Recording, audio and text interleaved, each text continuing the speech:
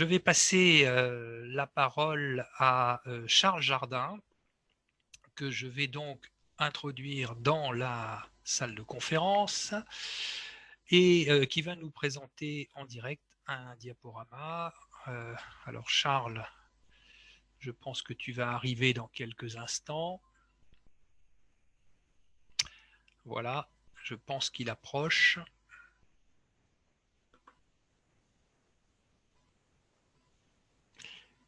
Est-ce que tu peux... Voilà. Ah, sur un fond... Sur un Voilà, bon... bonjour. Est-ce euh, qu'on m'entend bien? Oui. On t'entend très bien. Moi, je suis sur un Bon. fond blanc. Toi, t'es vraiment dans la nuit des 10, sur un fond noir. Ah Euh, oui. eh bien, écoute, je te laisse te présenter, présenter cette société à talent avec laquelle j'ai des rapports depuis très longtemps. À tout à l'heure. À tout à l'heure. Alors, bonjour à toutes celles et ceux qui nous regardent et nous écoutent, hein. Donc, pour ma part, moi, donc, je suis Charles Jardin de la société Atalant, donc une société qui s'occupe de sensibiliser au handicap et de conseiller le privé comme le public à tout simplement rendre accessibles les sites web, mais aussi les documents. Et donc, par document, on entend aussi bien un manuel d'utilisation pour tel logiciel ou également tout simplement des livres. Des livres, donc ça touche aussi l'édition. Donc, je vous propose ensemble qu'on puisse voir tout simplement en plusieurs points qu'est-ce que l'accessibilité numérique va pouvoir apporter à l'édition, notamment avec le logiciel InDesign, qui est donc un logiciel de PAO. Pour ceux qui ne connaissent peut-être pas, donc par PAO, on entend tout simplement le fait de construire un livre, hein, de faire la maquette. Et grâce à ce logiciel, en fait, on peut bien sûr faire une maquette, mais on peut surtout rendre accessible cette maquette. Donc, je vais vous présenter ça en plusieurs petits points. Alors, voilà, je vais partager mon écran.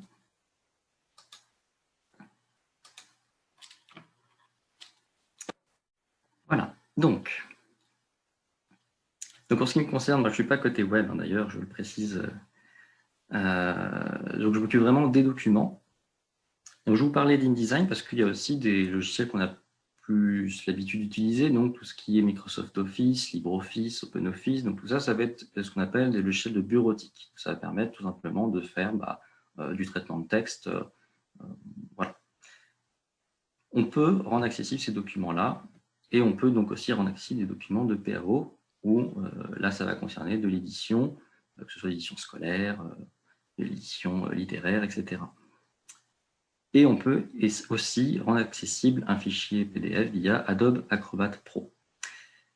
Donc, déjà, l'idée, c'est de vous dire qu'est-ce que l'accessibilité numérique, qu'est-ce que rend accessible un document. Donc, en cela, c'est tout simplement faire sauter les barrières, faire sauter les limites. Rendre accessible un document, c'est faire en sorte que si j'envoie le fichier numérique d'un livre d'éducation, que la personne puisse lire sans problème, ou qu'elle soit dyslexique, ou qu'elle ait des problèmes de motricité qui vont faire donc qu'elle ne peut pas tenir le livre dans ses mains, donc elle a besoin du fichier numérique. Mais là, il y a un autre problème, c'est qu'elle ne peut pas utiliser de souris, par exemple, pour simplement scroller de page en page. Ou pour une personne qui ne verrait pas bien selon les contrastes. Si les contrastes ne sont pas assez bien renforcés, une personne ne pourrait pas bien correctement lire ou correctement cerner l'information d'un graphique, etc. Peu importe finalement les barrières qu'on peut avoir, un document qui est considéré comme accessible, ça va être un document qui pourra être lu. L'information va être comprise.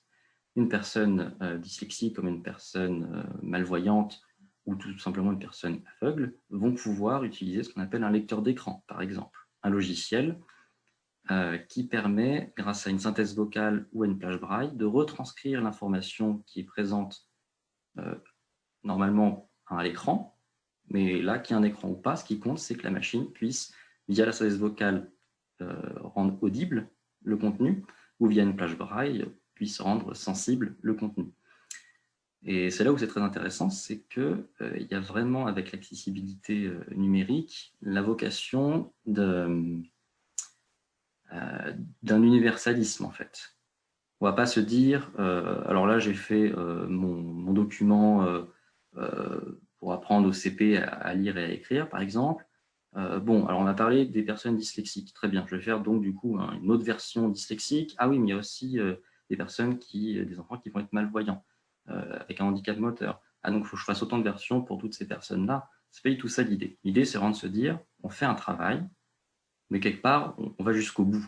On ne s'arrête pas à l'aspect de la maquette, on va aller dans la technique pour chercher comment faire en sorte que toute personne, avec leurs outils, avec leurs moyens, ces personnes-là puissent tout simplement avoir accès à l'information.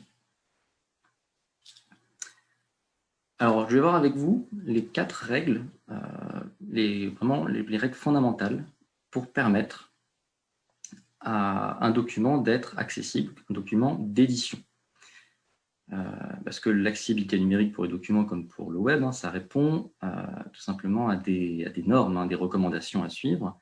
Et pour l'édition, il y a vraiment, on va dire, 4 points névralgiques à suivre. Donc le premier point, c'est tout ce qui est règles graphiques et mise en page. Alors, vous voyez affiché à l'écran un exemple très simple. Vous avez d'une part, sur la gauche, un texte qui est justifié, et sur la droite, un texte qui, lui, n'est pas justifié. Vous voyez directement la différence, c'est que le texte justifié va essayer de remplir l'espace de manière la plus carrée, si j'ose dire. Alors qu'à droite, on est ferré à gauche, c'est-à-dire que le texte va avoir une ligne de départ, toujours la même sur la gauche, mais selon la place qu'il y a dans le cadre, les mots vont s'agencer de manière, on va dire, plus simple. Les espaces vont être toujours identiques entre les mots. Et ça évite tout simplement ce qu'on appelle des lézardes, voilà, toutes ces sortes de fils blancs entre les mots qui peuvent parfois occasionner, comme vous le voyez sur la gauche, des espaces énormes. Là, on a décrit et de l'orthographe. Et entre le 2 et l'orthographe, on voit un espace qui est immense. Ça, c'est la justification. Et pour une personne dyslexique, ça peut tout à fait poser de gros soucis. Que ce soit plusieurs colonnes à lire de texte avec des gros espaces, des mots qui sont isolés, des phrases coupées d'une page à l'autre. Tout ça, c'est des éléments qu'on ne peut pas vraiment maîtriser quand c'est justifié. Et du coup, on recommande plus que jamais de ferrer à gauche, donc de ne pas justifier, pour qu'on puisse justement gérer les caractères, gérer les lignes plus facilement et ordonner plus facilement le texte. Donc ça, c'est un premier point essentiel. Le deuxième, donc vous voyez, c'est aérer la mise en page, interligne et interlettrage. Alors, pourquoi? Là, tout simplement, vous voyez très bien qu'on passe d'un texte qui était assez serré à un texte beaucoup plus aéré. Et tout de suite, le regard arrive plus facilement à lire. C'est plus aéré, et donc si on a des difficultés de lecture dans ce cas-là, on va plus facilement, l'œil va accrocher plus facilement au texte, on va plus facilement se rendre compte où on en est dans la lecture, donc ça va être beaucoup plus agréable. Donc ça aussi, c'est un point qui n'est vraiment pas à prendre à la légère. Un autre exemple, alors vous l'avez peut-être remarqué, jusqu'à présent, j'utilisais dans mes 2 exemples une police avec sérif. Donc la petite différence entre une police avec et sans sérif, vous la voyez à l'écran. Une police qui va donc avoir des empattements et une police dite avec sérif. Donc là, vous voyez sur le A, par exemple, il y a des sortes de petites décorations. On voit que la lettre est un petit peu nuancée, qu'il y a tout un découpage qui fait un petit peu littéraire, qui fait un petit peu machine à écrire. Alors qu'à droite, on voit police sans sérif, sans empattement, donc c'est des bâtons très... Là, on est vraiment dans l'ère de l'informatique, très carré, bien découpé, net, bien ciselé. C'est exactement ça l'objectif. C'est de tendre vers des polices qui ne possèdent pas d'empattement, qui sont sans sérif. Alors pourquoi? Tout simplement parce que c'est plus agréable, plus facile sur un écran de lire avec une police sans sérif. L'œil va plus facilement accrocher. Et donc, pour une personne qui serait donc dyslexique, ça va, tout comme l'espacement aide à mieux naviguer, si j'ose dire, dans le texte, l'absence de sérif aussi va aider tout simplement l'œil à suivre le cours des lignes. Donc ça aussi, c'est un choix éditorial à prendre en compte. Un autre point, je vous en parlais par exemple pour des personnes malvoyantes qui auraient besoin d'un contraste fort. C'est essentiel, bien sûr, pour cet exemple, mais aussi pour toute personne finalement qui voit et qui a besoin donc par le biais de sa lecture visuelle de s'appuyer sur le texte. À gauche, on est sur du gris, fond blanc. Certains pourraient me dire ça passe, d'autres vont me dire oh, j'ai un petit peu de difficulté, mais l'œil s'habitue. Alors qu'à droite, c'est clair et net, le contraste est bon. Et dans ce cas de figure-là, dans cette norme-là, on n'est pas sur un dosage à la louche, on n'est pas sur est-ce que ça passe pas trop. On est sur des ratios que je vais vous épargner pour ce soir, mais on est sur vraiment des normes très précises pour dire si un texte est tout simplement accessible d'un point de vue des contrastes ou s'il ne l'est pas. Là, le texte gris sur fond blanc, là, de ma distance, par exemple, sur mon ordinateur, je la vois, mais si je pousse un peu l'ordinateur, ça devient déjà plus difficile. Et c'est vrai que je n'ai pas en plus la meilleure vue du monde. Voilà, chacun a ses nuances de lecture. Et pour mettre tout le monde d'accord, tout simplement choisir des contrastes qui sont corrects, des contrastes qui sont accessibles. Donc ça, c'est les 4 règles qu'on vient de voir. C'était les premiers exemples de la première règle, donc des règles graphiques et de mise en page. C'est vraiment quelque chose à prendre en compte en amont. C'est-à-dire qu'une fois que le document a été traité, que le livre est terminé, on se dit, d'une part, on va l'envoyer à l'impression, et la version numérique, on va s'en occuper pour en faire un EPUB ou, pour le coup, un PDF accessible, et qu'on se dit, ah mince, j'ai pas mis la police que je voulais, j'ai oublié de pas justifier justement, de bien espacer les lignes, c'est trop tard. Le faire après coup, c'est plus que jamais complexe, c'est beaucoup de temps en plus dans l'élaboration du travail, donc c'est vraiment en amont, c'est à la conception qu'il faut se dire, bon, qu'est-ce qu'on fait par rapport à la police, qu'est-ce qu'on fait par rapport au contraste, et aller dans la bonne direction. Alors aussi, les contenus structurés. Ça, c'est la deuxième règle essentielle sur les 4 à retenir pour vraiment faire un document d'édition accessible. C'est tout simplement la structuration des contenus. Là, vous voyez un exemple très simple, un petit fragment de maquette, et vous voyez que j'écris paragraphe, paragraphe, un petit peu partout à côté des encadrés rouges. Alors pourquoi? Parce que si j'utilise un lecteur d'écran, donc un logiciel qui va comprendre l'information qui est affichée à l'écran et va le retranscrire via une plage braille ou une synthèse vocale, dans l'exemple d'une synthèse vocale, donc je suis dyslexique, j'ai des difficultés à lire, j'utilise une synthèse vocale pour mieux comprendre ma lecture et pour progresser. Et bien du coup, là, je vais me retrouver avec tout simplement une sémantique, on appelle ça, qui va être uniquement des paragraphes. Paragraphe, paragraphe, paragraphe, paragraphe. Donc, c'est une absence de détails, c'est une absence d'information qui est vraiment très dommage. Je donne un exemple avec la solution, c'est des contenus structurés, c'est-à-dire que je vais savoir que édito, c'est un titre de niveau 1, puis nous avons l'alternance, le choix du concret de la réussite, un titre de niveau 2, puis en effet un paragraphe, mais après nous avons un titre de niveau 1 avec le sommaire, puis une liste d'éléments qui me permet d'aller très rapidement au clavier d'élément en élément, grâce à mon lecteur d'écran. Donc ça m'aide à naviguer très facilement, y compris si je suis aveugle et que j'ai vraiment besoin de ma synthèse vocale pour pouvoir consulter le texte.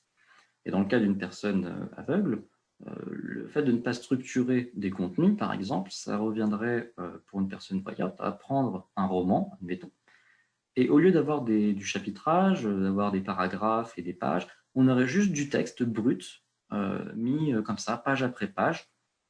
Les titres, les paragraphes, éventuellement des listes à puces, tout ça c'est mélangé, c'est que du texte, du texte, du texte. Ce serait imbuvable. Personne aimerait lire un livre comme ça de but en blanc. Donc la structuration des contenus, c'est vraiment essentiel pour que les aides techniques puissent comprendre le texte. Troisième point sur les 4 que je voulais voir avec vous, c'est l'ordre de lecture logique. Là, également, on est sur vraiment quelque chose qui touche un petit peu aux aides techniques. Hein. Ce n'était pas dans la lecture directe. C'est-à-dire, j'ai fait ma maquette, j'ai produit mon PDF, j'espère qu'il est accessible, mais je n'ai pas configuré, je n'ai pas prédéfini l'ordre de lecture. Donc, un utilisateur avec son lecteur d'écran va ouvrir le PDF avec son lecteur d'écran, et le lecteur d'écran va se dire, mince, il n'y a pas d'ordre de lecture défini, je n'ai pas ma feuille de route de lecture, bah, du coup, je vais le faire moi-même. Je vais un petit peu comme ça, à la volée, essayer de me débrouiller. Et ça peut donner le résultat que vous voyez affiché. C'est-à-dire qu'il va commencer à lire l'encadré en bas à droite, date 14 mars 2019, puis il va retourner sur le gros du paragraphe principal, il va détecter l'édito, puis il va passer au contenu du sommaire avant de m'annoncer 2 autres colonnes, puis de m'annoncer le titre sommaire. Bref, c'est incompréhensible. C'est un puzzle, mais qui n'est pas bien fait. Et la solution, tout simplement, c'est de définir dans InDesign l'ordre de lecture pour pouvoir dire, pour comprendre l'information, il faut d'abord que le lecteur, que le logiciel soit attiré par l'édito, puis le contenu de l'édito, puis les 2 colonnes du bas, puis la colonne qui est en bas à droite, et enfin, une fois qu'on a fini cet édito, on passe au sommaire, et s'ensuit les pages suivantes du magazine. Donc voilà pour ces 4 points, pour ces 3 points, pardon. J'ai oublié le 4e, tout à fait. Donc des alternatives textuelles non visibles pour certains visuels. Alors là, on finit toujours sur les aides techniques. C'est tout simplement l'exemple que vous avez affiché ici, c'est-à-dire une absence de complément textuel à l'élément graphique. Donc là, vous voyez un petit encadré en texte textuel qui permet d'avoir des informations.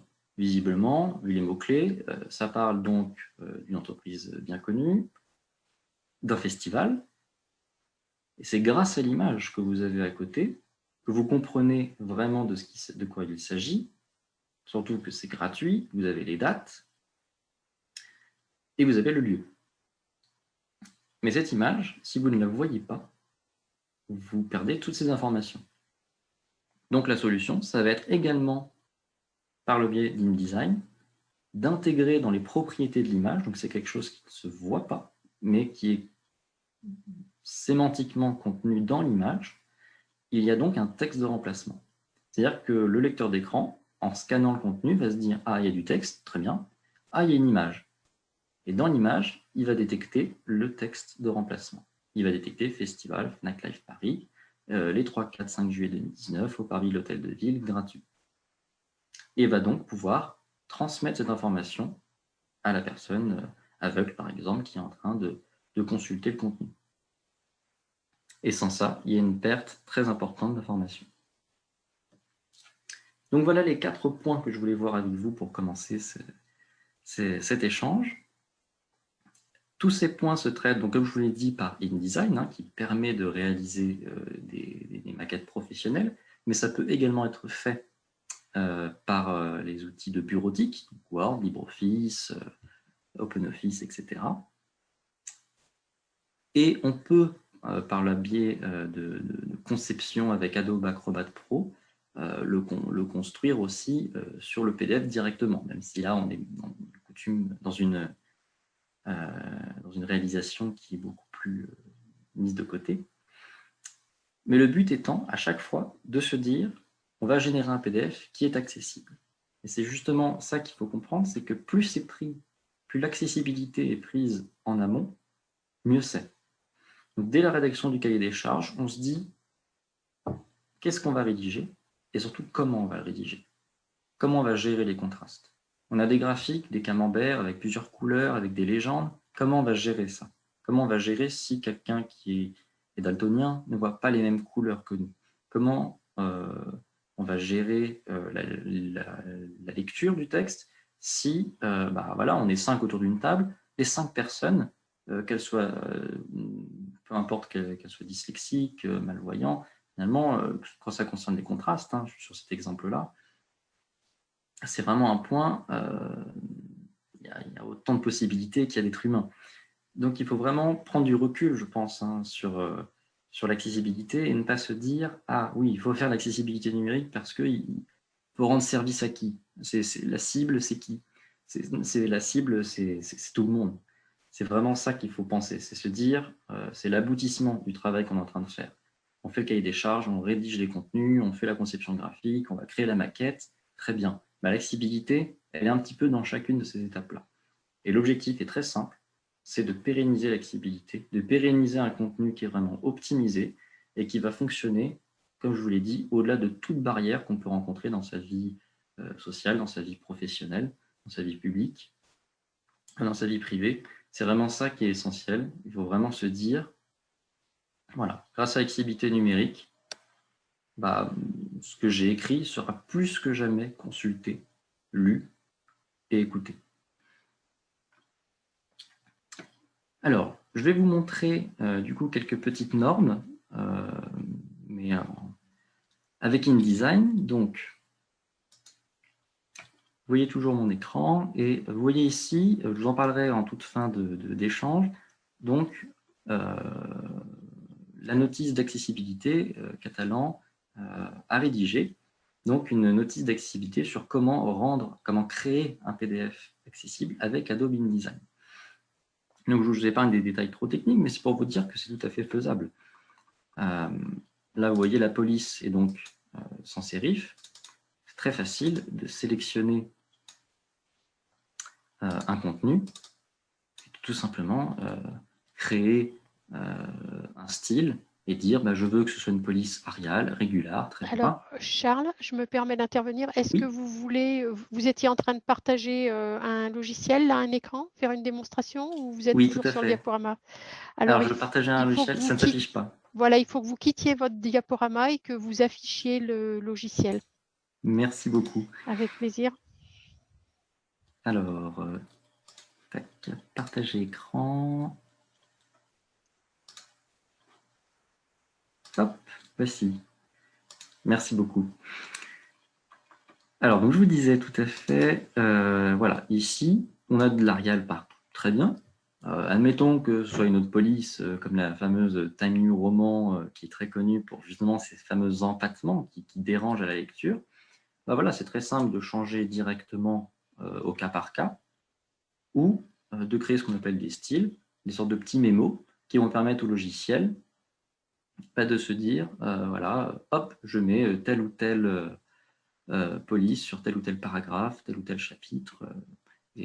Voilà. Et du coup, si c'est possible d'agrandir un petit peu la page à l'intérieur pour que les gens puissent... voilà, merci beaucoup. Merci. Alors, ce qui est intéressant aussi, je vais vous parler des titres tout à l'heure. Vous voyez par exemple ici sommaire, ce qui est pratique, c'est que si ce n'est pas juste un paragraphe, donc juste du texte comme ça parmi tant d'autres, mais un titre, et par exemple un titre de niveau 1, c'est-à-dire le premier niveau hiérarchique qu'on va rencontrer dans une lecture. Ce qui est pratique, c'est qu'en une touche, avec un lecteur d'écran, je vais pouvoir atteindre le sommaire.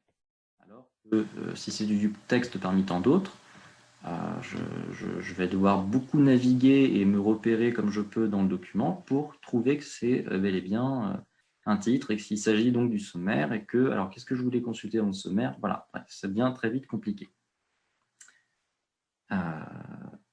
Donc pour cela, après je ne veux pas rentrer dans des détails trop techniques non plus, hein, mais c'est juste pour vous montrer que c'est très facilement réalisable en fait. Donc vous voyez ici, je vais créer tout simplement un style de paragraphe. Hop. Voilà, je l'avais déjà créé. Et ici, j'ai tout simplement dit, voilà, c'est un style, donc ça veut dire que ça va être du blanc sur fond rouge, etc. Et surtout, je vais préciser dans des petites options, voilà, ici, PDF, balise, H1. C'est très simple, hein. Vous voyez, c'est juste quelques clics en plus. Et au lieu d'avoir simplement un visuel, blanc sur fond rouge avec un encadré, il y a une sémantique, il y a un aspect technique qui accompagne ce visuel et qui permet donc à une personne voyante de comprendre, oui, c'est écrit en gras, taille 18, ça a l'air d'être un titre, ça me va. Mais pour une personne qui ne voit pas ça, qui a donc des difficultés à bien cerner cette information, ces aides techniques vont pouvoir prendre le relais grâce à cette petite case renseignée en H1. Voilà, tout simplement.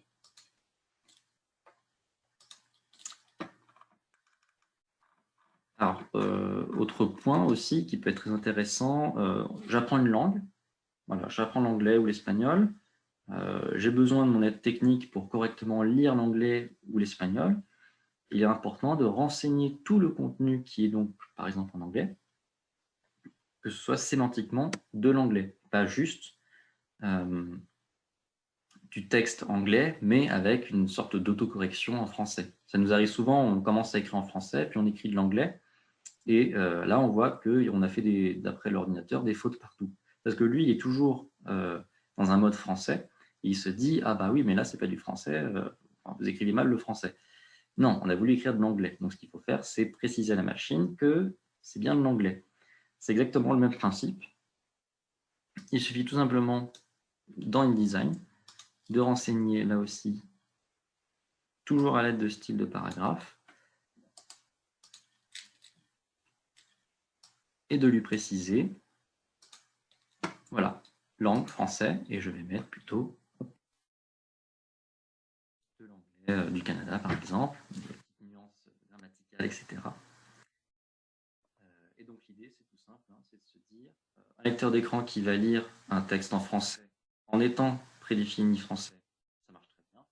Et pareil pour de l'anglais ou d'autres langues. Ce qui évite de, voilà, le fameux THE, pour pas qu'il le lise du thé, comme du thé à boire, il faut bien qu'il comprenne que c'est de l'anglais.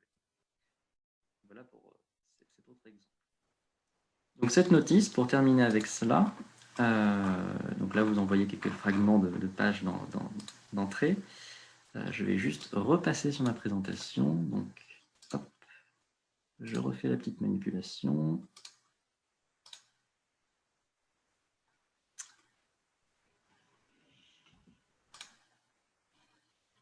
Hop. Voilà, tout ça pour terminer et vous dire que sur www.acced.info, vous avez de quoi télécharger gratuitement la notice pour créer des documents PDF accessibles avec Adobe InDesign. Et vous aurez vraiment toutes les clés en main pour, dans la création de votre maquette, aller encore plus loin et donc créer un document accessible. Voilà, je ne sais pas s'il y a des questions, des retours. Alors, merci beaucoup pour cette présentation à la fois claire, pointue et qui pose bien l'accessibilité en amont dans l'édition des documents. Moi, j'ai une question à vous poser. Est-ce que vous travaillez régulièrement avec des éditeurs? Alors, on commence à avoir quelques éditeurs, mais ce n'est pas encore la principale source qu'on a dans le travail. Mais ça commence à venir, il y a un intérêt qui commence à naître, en effet. Que vous présentez sur votre site aussi, sur le site de la Nuit des 10, c'est ça? Oui, alors il y a un lien sur le site de l'Enedis, sur le site atalant.fr, tout simplement. Voilà, il y a une partie pour le web, une partie pour les documents, des formations pour vraiment tout public. Je veux dire, peu importe qu'on soit graphiste ou plus dans la technique sémantique ou plus dans la rédaction. Voilà, tous les profils pourront trouver leur compte, voilà, parce que vraiment chacun a sa pierre à mettre à l'édifice. Tout à fait. Donc, il faut vraiment que chacun se sente concerné. C'est vraiment essentiel. Il n'y a pas de petit rôle dans l'accessibilité numérique. Et est-ce que c'est difficile de s'approprier les outils que vous proposez? Est-ce que les utilisateurs rencontrent des difficultés par rapport aux documents de prise en main que vous faites, ou vous pensez que c'est accessible à la plupart? Je ne pense pas à des éditeurs spécialisés, je pense à des gens, par exemple, dans des administrations qui doivent produire des PDF, à des gens qui font de la documentation courante.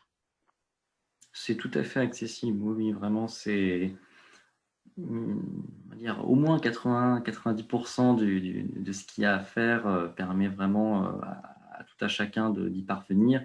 Et les aspects qui sont un petit peu plus techniques concernent, par exemple, si on veut faire en sorte qu'on puisse renseigner un document, on est dans des formulaires, là oui, ça devient peut-être un tout petit peu plus complexe, mais c'est vraiment le seul point que je vois. Sinon, tout le reste, c'est vraiment quelque chose qui est tout à fait accessible sans aucun problème, ça c'est certain. D'accord. Donc, merci beaucoup en tout cas pour votre participation.